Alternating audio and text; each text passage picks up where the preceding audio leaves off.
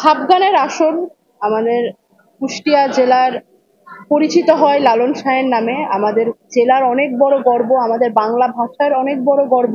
মরমী গান এবং মরমী শিল্পের অন্যতম একজন কর্ণধার লালন শাহর ধামে যে ভাবগানের আসর হয়েছে, এখানে আমরা জুলাই শহীদদের পক্ষ থেকে, জুলাই শহীদদের জন্য ভাবগানের যে শিল্পীরা রয়েছেন, সাধুরা রয়েছেন, তাদের পক্ষ থেকে মোমবাতি প্রজ্বলন করা হয়েছে।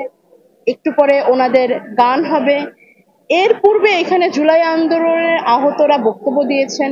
হ্যাঁ, আহতদের কাছ থেকে কথা শুনলাম, শহীদ পরিবারের কথা শুনলাম, এবং দুঃখের সাথে স্বীকার করতে হয় যে এখনো অনেকে সুচিকিৎসা পায়নি, এখনো অনেকে তাদের পর্যাপ্ত সাহায্য পায়নি, অনেকে পুনর্বাসিত হতে পারছে না। আমি অবশ্যই আশা করি এবং একই সাথে দাবিও রাখি যে সরকার এবং প্রশাসনে যারা রয়েছেন তারা জুলাই আহত এবং শহীদ পরিবারগুলোর শারীরিক মানসিক সুস্থতা, চিকিৎসা এবং পুনর্বাসনের দায়িত্ব নেবেন এবং যথাযথভাবে সেই দায়িত্ব পালন করা হবে। আমাদের আর যেন জুলাই আহতদের মুখ থেকে, জুলাই যোদ্ধাদের মুখ থেকে কোনো ধরনের ক্ষোভের কথা শুনতে না হয়, এই কামনা করি।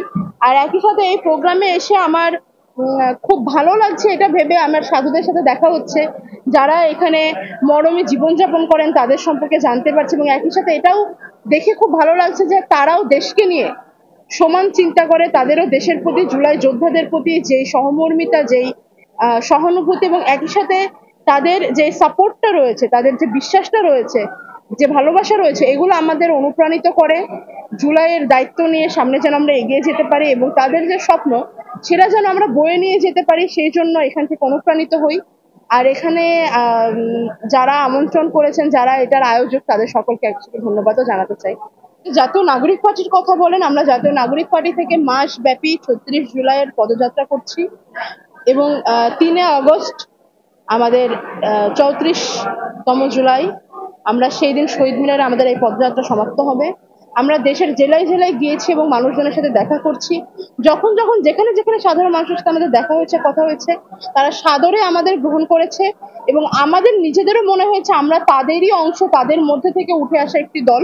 আমাদের কোনো জায়গায় সাধারণ মানুষের সঙ্গে যোগাযোগ স্থাপন করতে কিংবা তাদের আশা আকাঙ্ক্ষা ধারণ করতে বুঝতে কষ্ট হয়নি।